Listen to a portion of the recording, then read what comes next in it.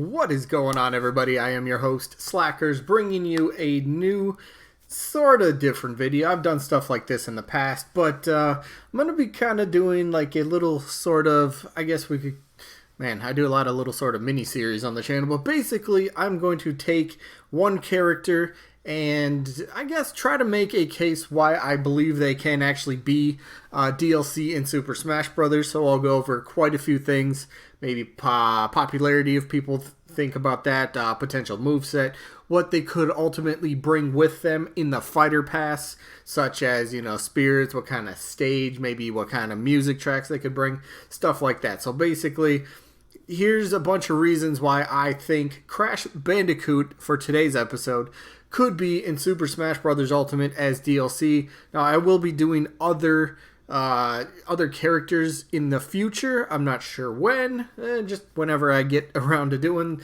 characters, but obviously each episode will focus on one individual character, and as you can tell today, that character is Crash Bandicoot. So let's start this off. Alright, so first up, just a quick little background about Crash Bandicoot in case you're not too familiar with him. So Crash Bandicoot is the protagonist of the Crash Bandicoot franchise. Crash is a failed experiment that was created by the main antagonist, Dr. Neo Cortex. And Dr. Cortex wants to eliminate Crash because, well, he's a failed experiment, so he wants to get rid of him. And that's the kind of whole story about that. So we often see Crash trying to foil... I spelled that wrong, wow. Cotrex? Wow. Bruh, come on, man. But no, Crash is often trying to foil Dr. Cortex's plans to take over the world. So that's where Crash comes in. He's the hero, and he's trying to overthrow the villain. Great platforming games, that sort of stuff. So there's a quick little, little background on Crash Bandicoot. So let's get on to some better stuff here. So... oh man, let's just talk about, I'm not really sure where I'm going. Let's just go with the kind of popularity and, you know, a little bit of the backstory of how Crash potentially got to be, well, not potentially, he was popular. Let's just talk about how Crash got to, you know, the status that he has in gaming today. So, Crash is a very popular gaming today. Crash's popularity actually started in the mid to late 1990s, so I believe it was 1996 to actually I believe it was 2000, so at least 1999 for sure, so mid to late 1990s. Crash, he was on top of the gaming world back then. He was often being kind of compared as to Nintendo's Mario. You know, that's potentially, you know, you got a rival in the making right there. Cross platforms at the time. Crash was the face of Sony. A lot of people thought Crash was going to dethrone Mario. After all, Crash had a lot of momentum going on back then. Crash just had everything going. People wanted to play these games. People were flocking to, you know, this new sort of platformer game, and Mario finally had some stiff competition. And yeah, Crash was awesome. Of course, though, Crash wasn't always just solely on PlayStation, because Crash did have multiple games that appeared on Nintendo consoles. For example, the GameCube game, what was that? Wrath of Cortex. And then, of course, more recently with games such as Nitro Kart and or Crash Team Racing, and then the Insane Trilogy. So he's had multiple games appear on Nintendo consoles, and I know some people still think that's a factor to Nintendo if the characters even appeared on the platform or if they haven't at all. So in this case, Crash has, so give him the check mark there. So extremely popular character, been around for 20 plus years. And he's got a lot going for him. He really does. He really does. So moving on here. So Crash, in terms of a moveset, there's quite a lot you can pick from. There's quite a lot you can do with the character. So he's got such a diverse pool of moves to pick from, you know, for creating a moveset. Such as things like, you could talk about maybe the TNT crates, or even just regular crates. Of course, you got Fruit Bazooka you could throw in there maybe as a side smash. I'm trying to think what else. You could potentially use Polar, the bear, maybe like a side smash as well, or maybe like a side special. That might work a bit better. So Crash would jump on Polar. So think of it something similar to Wario's bike. Just kind of rides around on the polar bear because Crash does that in his games. That's obviously where I'm taking inspiration from for that. So yeah, the polar bear. Let's see, what else could you do? You could potentially do some stuff with maybe some items in Crash Team Racing. That's potential for moveset there. And of course, Crash spins around a lot. You got to do something with spinning in his game or in his moveset. Trying to think of some other stuff. Ooh, potentially even yo-yos. Crash, he's got some idle animations with yo-yo, so potentially you could use yo-yo as a moveset, or maybe even throw that in there as a taunt, which would be perfectly fine. So he's got a lot to go from. There's just a lot. There really is. Oh, and let's not forget the mask. Aku, I believe that's how you pronounce it, right? That thing, the mask, his little friend, is protector, if you want to call it that. Can potentially, you could use it as a maybe a down special. It could just reflect projectiles or something similar to that sort of idea for a move. So there's quite a lot you can do with Crash, and moveset is so easy to come up with. And if you can have an easy moveset pretty much already made, shouldn't that just help a character's chances a bit more? I think so. That's just my opinion. But, I mean, if you can have a character that's pretty much ready-made, why not? You know, why not really think to include them? You know, why not just be like, yeah, they might have a chance. They might have a chance. So, let's move on here.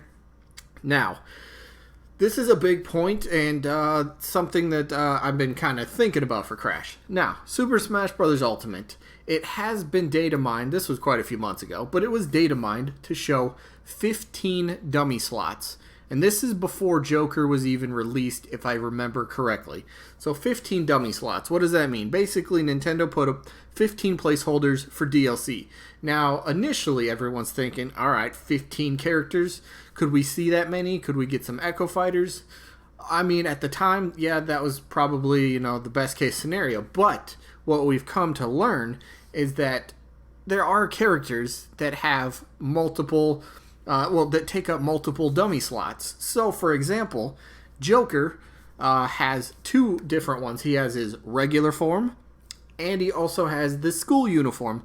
Those are two different character models, therefore they take up two different dummy slots.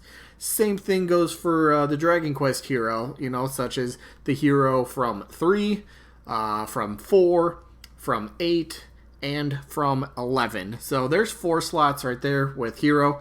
And then there's 2 with Joker, so you got 6 right there. And then, of course, lastly, we already know Banjo. Presumably just going to take up 1 slot because there's not really too many other... Banjo's just pretty much straight up Banjo. So Banjo presumably would take up 1 slot. So if you add those up, 2, 4, and 1, quick maths, that gives you 7 slots. Which means if these 15...